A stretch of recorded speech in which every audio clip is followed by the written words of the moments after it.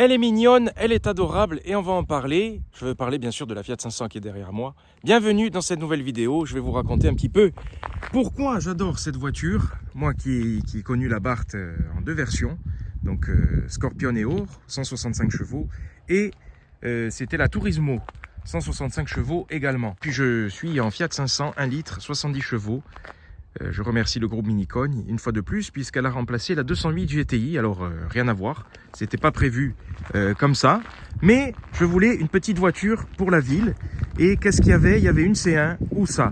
Et puis j'ai pris la Fiat, voilà, parce que la C1, elle était plus kilométrée, plus vieille. Voilà, elle n'était pas dans le même état. Donc j'ai craqué pour la Fiat 500. Micro-hybride, 3 cylindres, tout petit moteur, agréable pour la ville. Alors, on va en parler. En boîte manuelle, 6 rapports. Alors, on va faire un petit tour de la Fiat 500. La Fiat 500 ne la présente plus. On en voit des milliers par jour. Elle a un succès incroyable. Elle a une longue carrière. Maintenant, elle est remplacée par la version électrique qui a été proposée également en version hybride. Parce qu'elle est très mignonne, hein, la Fiat 500 restylée. Elle est vraiment sublime. C'est un petit bijou. Bon, après, il y a le prix qui va avec aussi. Celle-ci, en occasion, on la trouve à des prix très corrects. Alors, elle était autour de 11 000 €. Ce qui était quand même le prix limite du neuf à l'époque. Hein. Ma Twingo 2, c'était 11 000 € neuf. Hein. Bon, celle-ci est de 2022, elle est récente. Dolce Vita, voilà, la Dolce Vita avec cette voiture. J'aime bien ce gris. Je l'aime beaucoup en blanc aussi, je trouve qu'elle est belle. J'avais remarqué sur la Barth que les feux pouvaient être différents. Ici, elle est comme ça, avec un petit regard. On dirait qu'elle va cligner des yeux. Regardez, on dirait des cils. C'est vraiment mignon. Alors la ligne a peu changé hein, au fil du temps, hein. Y compris à l'intérieur. Ça n'a pas évolué énormément. Et 3,57 m en longueur. Je vous mettrai les dimensions exactes. Voilà, je voulais quelque chose de petit parce que la 208 GTI, j'ai eu un début de souci, on va dire. La 208 GTI, je devais avoir révision, contrôle technique, pneus, 2 pneus au moins. Et j'ai réfléchi, en fait, je me disais, qu'est-ce que je fais? Est-ce que je change ou pas? Est-ce que j'investis dedans, entre guillemets, et je vais la garder? Ou est-ce que je la donne en reprise et je prends autre chose? Bon, ben, j'ai pris la décision de la donner en reprise. J'ai pas pris la Mini, il y avait une Mini disponible au sein du groupe Minicogne. J'attends les prochaines sportives. Il y aura une sportive, théoriquement, mais en attendant, je voulais une voiture pratique pour la ville, pour le boulot, et je regrette pas du tout mon achat. En attendant, c'est une voiture un peu transitoire, mais au final, elle va peut-être rester, c'est elle qui va rester.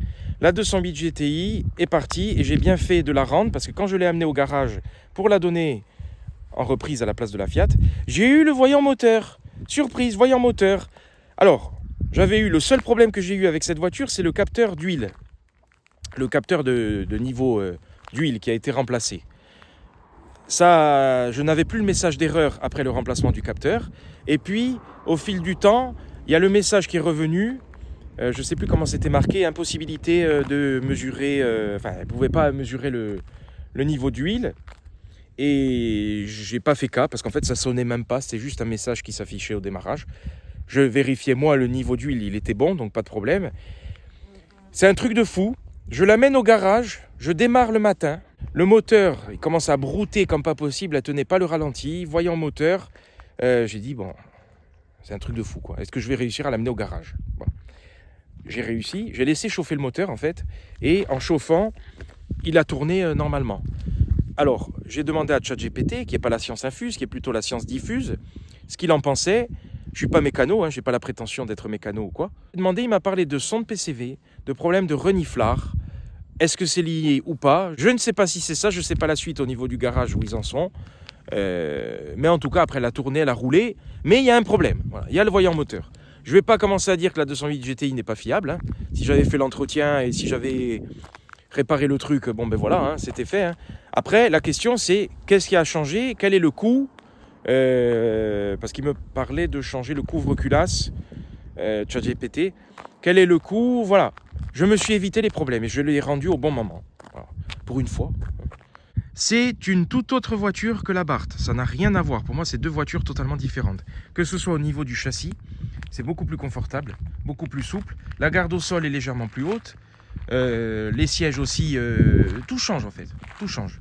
La forme des sièges en soi ne change pas radicalement. Mais je la trouve très confortable, très pratique, économique. Et c'est un pur plaisir d'avoir une petite voiture. Je retrouve le plaisir de la petite voiture. Et combien de fois j'ai réussi à faire des créneaux dans des petits emplacements que je n'aurais pas fait avec le Mazda CX-30, qui n'est pas un monstre, hein. Mais bon, en soi, tu le gares, hein, mais quand la place est petite, ben, tu le gares pas, hein. Donc voilà, le plaisir d'avoir une petite voiture. Au niveau du dessin, c'est toujours le même pot de yaourt que l'on connaît, mais je m'y suis tellement habitué que je faisais même plus attention, je la regardais même plus, pour tout vous dire, hein, cette Fiat. Et ben, je retrouve le plaisir de son charme italien, hein. Elle a un petit charme italien. Alors ça reste une Fiat, à niveau qualité, c'est pas un miracle. Les feux changent par rapport à la phase 1. Voilà. Et je vous ai jamais filmé la Barth, puisque quand je les ai eus, je ne faisais pas encore de vidéo. Donc peut-être qu'un jour ça reviendra, puisque cette Fiat m'a redonné envie de prendre une Abarth. Quand j'avais fait la vidéo des GTI, j'avais dit la Abarth, j'en ai eu 2, j'en reprendrai pas une 3e. Bon, ben finalement, jamais 203, et peut-être que s'il y a une occasion, j'aimerais bien en avoir une en 180 chevaux avec l'échappement Record Monza, donc avoir la top du top, quoi. Et à voir selon les occasions à venir. Alors au niveau du style, toute grise, les petits feux creusés avec cette plaque couleur carrosserie au centre, un bel échappement, voilà, une belle canule, petite baguette en plastique style chromé. Le 500, alors le 500 sur la Barth, il y a aussi 500, il n'y a pas écrit Abarth. Voilà, le logo change par contre sur la Barth. On a un toit panoramique qui ne s'ouvre pas sur cette version, mais ça rajoute de la luminosité et surtout de la chaleur, hein. En été, c'est la mort, ça va être la mort, mais bon, c'est comme ça. Le feu séparé en 2 parties. Alors en bas, il y a des picots. Il y a eu tellement de versions sur la Fiat. Là, je le rappelle, on est sur la version Dolce Vita. Et voilà, j'aime beaucoup moi cette descente. Voilà. J'aime beaucoup ce dessin, cet arrondi sur la Fiat, sous cet angle. Je la trouve très mignonne. Assez vitrée, c'est ça qui est bien aussi. Alors les pneus, je suis en Kleber Dynaxer HP4. 185-55 R15. Ils accrochent bien. Voilà. Bon après, hein, on ne fait pas de la conduite sport avec une Fiat 500 70 chevaux. C'est un veau, mais franchement c'est pas mal. Poignée chromée, bon là une belle rayure, hein. Mais bon, on va pas le dire. Et je l'ai acheté comme ça de toute façon, hein. Que faire. La Fiat 500, voilà l'intérieur. Les sièges sont sublimes, du plus bel effet. Il y a eu tellement de versions que il faut aller chercher sur internet, hein, si vous voulez voir toutes les versions. J'aime beaucoup ce siège avec effet matelassé. Alors le blanc a un peu teinté, hein, il aurait besoin d'un nettoyage. Le bonjour à classe detailing, il y aurait de quoi faire. Voilà, bicolore, surtout là, hein. Là cette partie elle a noirci. Voilà, elle a besoin d'un beau nettoyage. C'est du moussé, hein, c'est pas du vrai cuir bien évidemment, hein. Les boutons de rétroviseur, la poignée. Un bac de porte assez petit. Les commandes de vide qui sont au milieu. Avec ce levier surélevé. Le volant est très très agréable. La branche du volant est super agréable. Et puis regardez la luminosité avec ce toit. Bon là j'ai pas ouvert le Vélum. On va l'ouvrir. Voilà. Voilà ce que ça donne. Alors le toit est teinté heureusement. Mais il y a une luminosité incroyable. Et il y a quand même assez de place, hein, même au niveau des... Là, il est réglé pour ma taille, hein. Un enfant, il rentre tranquille. Un adulte, c'est autre chose. D'ailleurs, on va y aller à l'arrière. Je vais aller m'étouffer là-dedans. Là, voilà, la batterie micro-hybride. Le siège blanc-gris, hein. Et voilà à l'arrière ce que ça donne. Alors, en fait, c'est la garde au toit. Il faut que je monte l'appui-tête. Voilà. On est pas mal. On est pas mal. Enfin, la tête... c'est ça qui est dérangeant. Tu prends une bosse, tu tapes, hein. Et je suis petit, hein. Alors bon, la vitre est pas mal. Un petit accoudoir. Au niveau du confort, en tout cas, c'est pas mal. Ça résonne d'ailleurs, hein. Elle est tellement grande que ça résonne. Et voilà, c'est à ce niveau-là que ça peut coincer. Mais en tout cas, avec le toit ouvrant, on se sent moins engoncé. Voilà, pour les claustros, c'est pas mal. Et puis regardez le bel intérieur. Je sais que ça peut changer de couleur. Des fois, c'est pas couleur carrosserie, c'est blanc ou ça varie. Là, en tout cas, c'est couleur carrosserie. Et j'aime bien comme ça, avec le levier noir. Même le petit pommeau, il est parfois d'une autre couleur. Donc, il y a beaucoup de versions. C'est assez chic. C'est ça qui est bien. C'est pour ça que la Fiat 500, c'est toujours un petit bijou. Et je le considère toujours comme ça. Mettez-la à côté d'une C1. Elle a du charme par rapport à la C1. Ça n'a rien à voir, hein, je dénigre pas la C1, je l'adore. Mais Voilà, la Fiat 500, c'est quand même le petit truc chic, quoi, le petit bijou citadin. Et c'est vraiment une voiture super pratique. Je suis absolument fan. Voilà. Alors pour sortir, oh putain, qu'est-ce que j'ai arraché? Oh putain, j'ai tout cassé.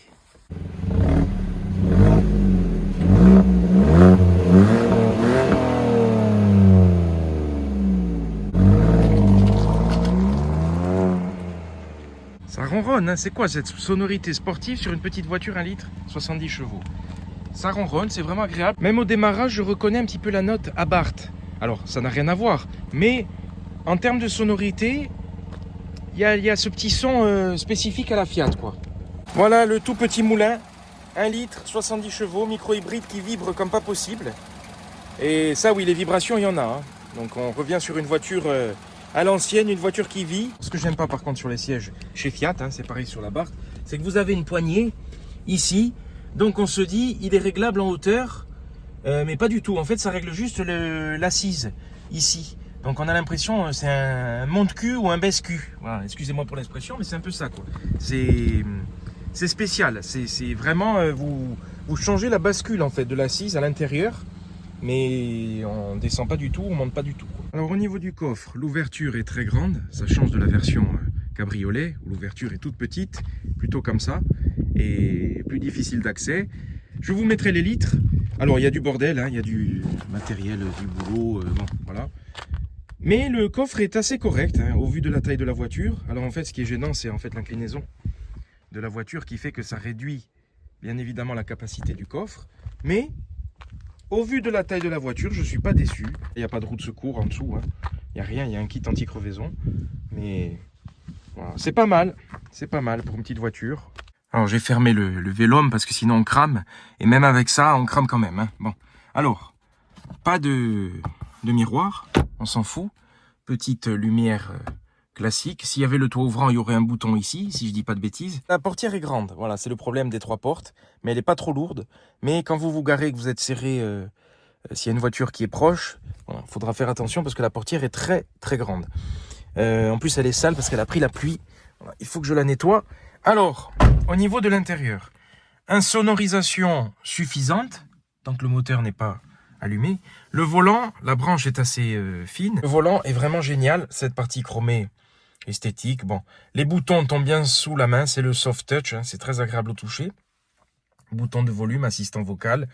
Bouton de téléphone. Il y a le Bluetooth. Il y a le CarPlay. Il y a l'écran. On est sur une version assez récente, hein, 2022. On est sur les dernières. Mais c'est une version intermédiaire. On n'est pas sur du haut de gamme. Il n'y a pas toutes les options, il n'y a pas les commandes automatiques de clim, il y a juste la clim manuelle ici, voilà, les petits boutons à l'ancienne. J'aime bien, voilà, ça va avec le style de la voiture et le bruit de la voiture et les vibrations de la voiture. Donc ça ne me dérange pas du tout. Bouton de vitre ici, donc il faut prendre la main au début. Et puis c'est exactement comme la Abarth, hein, cette partie-là. Je l'ai eu en automatique et en manuel. Automatique à éviter d'ailleurs la Abarth, hein, il y a pas mal de problèmes. Manuel, bon, ça va encore. Le start-stop désactivable ici. Il y a le warning qui est avec un effet transparent qui tombe très bien sous la main, ça c'est pratique. Anti-brouillard. Et le mode City. Alors, chez Fiat, ça existe depuis, je ne sais pas combien d'années, depuis des dizaines d'années.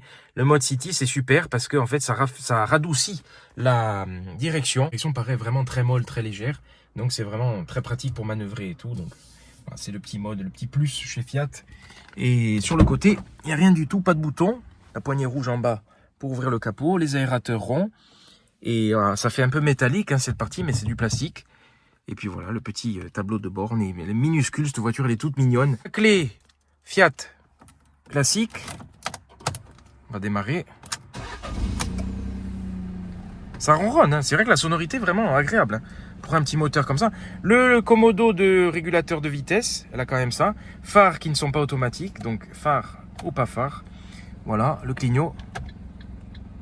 Le bruit est assez agréable, ça va, j'aime bien. Enlever le grand angle pour vous montrer les compteurs. Le compteur est sublime. Voilà, ça rajoute à ce côté chic de la Fiat. Sublime, mais niveau lisibilité, c'est pas le meilleur. Parce qu'au niveau de la vitesse, vous voyez, il y a des petits traits, des petits picots. Donc, c'est pas le plus pratique au niveau lisibilité, puisqu'il n'y a pas l'affichage numérique de la vitesse sur cette voiture. Les versions supérieures ont un affichage totalement différent avec affichage numérique de la vitesse et tout. Il y a quand même le contour, ça c'est bien. Sur la Twingo 2, je l'avais même pas. Conso moyenne, 6 litres 8, j'ai réussi à descendre à 6 litres 5 avec mon parcours, avec du relief. Donc, il faut la pousser, hein, petit moteur, 46 000 km. Là, vous avez la jauge de batterie, voilà, batterie micro-hybride. Et vous avez pas mal d'infos, conso instantané, vitesse moyenne du trip A, voilà, compteur journalier A et B, et température de liquide de refroidissement, autonomie, 479 km, elle a une bonne autonomie. Hein. Quand je vous dis que ça tremble, je rigole pas, hein. Mais ça me dérange pas, c'est une voiture qui vit, voilà, ça fait voiture à l'ancienne. Alors je dis toujours ça parce que je suis un nostalgique de l'automobile, mais elle est de 2022 et elle a tellement pas vieilli que on dirait qu'elle a 15 ans, ou voilà. Donc bon, il n'y a pas de bip, il n'y a pas de... Oui, il y a juste le start-stop que je n'avais pas sur l'appart en plus. Hein. Au niveau du milieu, qu'est-ce qu'il y a? Il y a 2 ports USB, voilà, petit rangement, prise 12 volts, comme sur la barre, un petit rangement ici, voilà, oui, une prise de son, donc. Et petit rangement porte-gobelet, et puis voilà, une boîte à gants qui est quand même grande, ça va, il n'y a rien à dire là-dessus, c'est pratique. L'écran, les versions anciennes ont un écran beaucoup plus petit avec le Fiat qui s'allume au démarrage, l'écran est sale. Oui, l'écran est sale, ben oui, je le touche, il est sale, qu'est-ce que vous voulez faire? La radio, média, il est pas mal, le téléphone, vous avez des réglages audio, égaliseur. Alors, on va aller rouler avec la voiture, voilà, attention, sonorité sportive. Putain, il fait chaud, ça y est, l'iPhone il surchauffe déjà. Attention.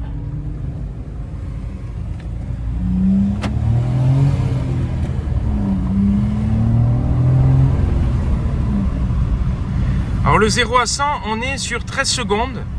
Bon, en descente, c'est moins. Il y a des sensations parce que tu as une impression de vitesse que tu n'as pas avec d'autres voitures beaucoup plus grosses. Mais là, on est à 60, j'ai l'impression qu'on est à 100. Regardez-moi ce cadre, comme c'est beau. En Fiat, la Dolce Vita. Je vous dis, je suis amoureux de cette voiture. J'aurais pas pensé. Je l'ai prise comme voiture transitoire, entre guillemets, en attendant une prochaine sportive. Et au final, je l'utilise tout le temps. Parce qu'elle est pratique, parce qu'elle est suffisante. Et on reste dans la philosophie de la vidéo que j'avais faite sur la Fiat Panda Cross, où je disais pas besoin de plus, quoi. La simplicité est le summum, et c'est vrai. Léonard de Vinci, que j'ai eu encore l'autre jour au téléphone, je l'embrasse, il disait la simplicité et la sophistication suprême. Et il avait raison, c'est vrai. C'est le top. C'est comme ça qu'on apprécie les choses. La Fiat Panda Cross, d'ailleurs, j'aurais peut-être pu l'acheter au final, hein, si ça s'était fait avant, si j'avais choisi de me séparer de la 208 avant.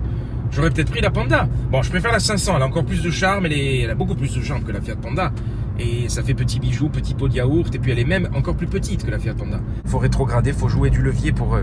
voilà, je suis en 4, niveau reprise, elle a rien dans le slip, mais c'est pas grave. On rétrograde et puis on repart, comme dirait Nénette. Voilà, c'est un peu la voiture de Nénette, la Jaxienne. Hein. Il y a la Mini, la Fiat 500. Voilà, c'est des voitures. Mais la sonorité, tu t'amuses. Alors il y a la petite batterie qui rajoute du plaisir, quoi, du punch. Mais c'est pas un foudre de guerre, hein. Je rigole, j'exagère, hein, c'est un veau, mais vu que tu as des sensations, la visibilité est bonne, le confort est bon, la polyvalence, hein, quand même, hein, parce que pour son gabarit, il y a de quoi faire. Une Twingo est plus polyvalente, une Fiat Panda est plus polyvalente, mais légèrement plus grande. Dans ces gabarits-là, il y a la C1 qui est plus petite. On en voit plein à Ajaccio et ça m'étonne pas, quoi. Alors, je comprends pourquoi tout le monde roule en Fiat 500. La Bart, c'est une petite bombe survitaminée. J'avais adoré, hein, la Bart, hein, dans les deux versions. Bon, la boîte auto, je m'en étais séparé avant les problèmes. Un peu comme la 208 GTI, quoi. Après la 208 GTI, je l'ai adoré, je l'ai gardé 2 ans. Bon, j'ai fait le tour. Je me suis garé un peu à l'ombre pour que le téléphone refroidisse. La praticité fait que elle marque beaucoup de points. Après, elle est fatigante à conduire sur les longs trajets. Ça, c'est vrai. Et puis, on va y aller. Elle a le punch. Elle a le punch. Elle a le punch quand tu la pousses, quoi. Le freinage est assez bon. La direction est agréable. Le confort, comme je vous dis, ça n'a rien à voir par rapport à une Abarth. C'est moins tape-cul, donc c'est génial. Et je suis super bien dedans, donc voilà. Vraiment très très content de cette voiture. Alors bon, dites-moi si vous avez une Fiat 500, vu qu'on en voit des milliers, et votre expérience, votre retour d'expérience. Il y a des soucis de fiabilité, je sais que j'ai entendu pas mal de trucs. Après, bon, on verra. Là, elle est garantie, donc voilà. Température extérieure, 18 degrés. Il y a quand même pas mal de trucs et il y a tout ce qu'il faut. Pour moi, il y a tout ce qu'il faut et pour ce prix et tout, c'est vraiment un bon rapport qualité-prix en occasion. 40 000 km 2022, clim. Elle n'a pas le radar de recul. Bon, après, je m'en fous. On voit bien, donc il faut faire attention, quoi, c'est tout. Elle est bien vitrée, c'est ça que j'aime bien aussi. Après, ça chauffe. Dedans, ça chauffe et cet été, je pense que je vais crever. Garde au sol surtout, qui est plus basse de la Barthes. Là où je frottais avec la Barthes, je frotte pas avec celle-là. Ben, c'est toute une philosophie à l'italienne et je trouve qu'elle a ce charme italien, ce petit pot de yaourt. C'est vrai qu'à force de le voir, je m'étais un peu désintéressé. Et puis le fait de la voir en occasion disponible, je le répète, je suis le crame du pauvre. Je vogue d'envie en envie, de voiture en voiture, et je regrette pas la 208 GTI, quoi. C'est vrai que bon, elle me plaisait, mais j'ai fait le tour. J'ai fait le tour et j'attends la suite avec impatience. J'ai envie de changement. Le cadre magnifique en Fiat 500 Dolce Vita. C'est des jolis noms de versions. Il y a la Club, la Dolce Vita. Quand je rentre dans le Mazda, j'ai l'impression de rentrer dans une Rolls. Vraiment, le confort, ça n'a rien à voir. Boîte auto. On est le son Bose aussi. Le son Bose dans le Mazda, vraiment, j'apprécie. Il est d'une pureté. Je suis vraiment content. Après, voilà, c'est la routière, quoi. Pour tous les jours, pour Ajaccio, pour les embouteillages, pour la ville. Tu es dans la Fiat, tu te dis, voilà, elle est plus pratique. Tu vas te garer là où tu te gares pas en Mazda. C'est deux philosophies différentes et c'est ça que j'aime, c'est d'avoir deux voitures vraiment différentes. Après, une sportive, je prospecte, on va voir. Je me laisse le temps aussi. Je suis épaté de ne pas avoir craqué sur la Mini. Parce qu'avant, j'aurais foncé sur cette occasion-là parce que j'avais ça sous la main. Mais étant donné que la puissance est similaire à la 208 et tout, la praticité n'est pas forcément au rendez-vous. Puisque la Mini, vous le savez, c'est pas une belle Porsche. Il fait beau les voitures, on voit. Il y a des belles voitures, il y a la monnaie à Ajaccio. Qu'est-ce que tu crois? J'avais pas envie de la Mini, voilà, pour le manque de praticité et tout. C'est limite, il y a plus de Fiat, dans la place. Il y a plus de place dans la Fiat ici que dans la Mini au niveau espace aux jambes. Vraiment. Donc bon, 1,90, très agréable. Alors on se sent plus vulnérable avec cette petite voiture sur les grands axes. Mais ça roule, ça va, ça tient le coup. Faut de la longe. Voilà, l'agrément de conduite, c'est pas le meilleur, ça c'est sûr. À côté du Mazda par exemple, rien à voir. Mais bon. On a la politique de ses moyens, voilà, petit budget. Elle fait du bruit, mais ça va. Regardez ce beau paysage. Les Smart aussi, on en voit plein, c'est pareil. C'est des voitures suffisantes. C'est regrettable qu'aujourd'hui, ce genre de petites voitures soit un peu en disparition, au profit du segment B, c'est-à-dire les C3, les 208, les voitures autour de 4 mètres. Et c'est dommage. C'est dommage. Il y en a une autre qui est bien, c'est la Swift, qui est plus grande. Il y a la Kia Picanto, par exemple. Toutes ces petites voitures qui ne sont pas en arrière et qui permettent de répondre à un besoin bien spécifique. Quand vous relâchez, ça recharge. Il y a le petit logo blanc en haut à droite de recharge de la batterie. D'ailleurs, c'est la même mécanique que j'avais essayé sous le capot de la Fiat Panda Cross, que j'avais trouvé agréable. Mais ici, je trouve que ça vibre plus. Ça vibre plus et plus sonore. On dirait limite que l'échappement est libéré. Alors que pas du tout. Les Fiat, voilà, les plastiques et tout, c'est dépassé. On n'est plus dans l'ère du temps. La Fiat 500 nouvelle génération améliore beaucoup les choses. Donc voilà, après. Mais on s'en fout. On s'en fout.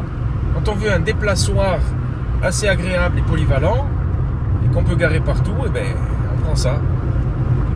Pour l'instant, c'est la lune de miel, on continue comme ça, on verra la suite. J'aime bien, configuration sobre, en gris comme ça.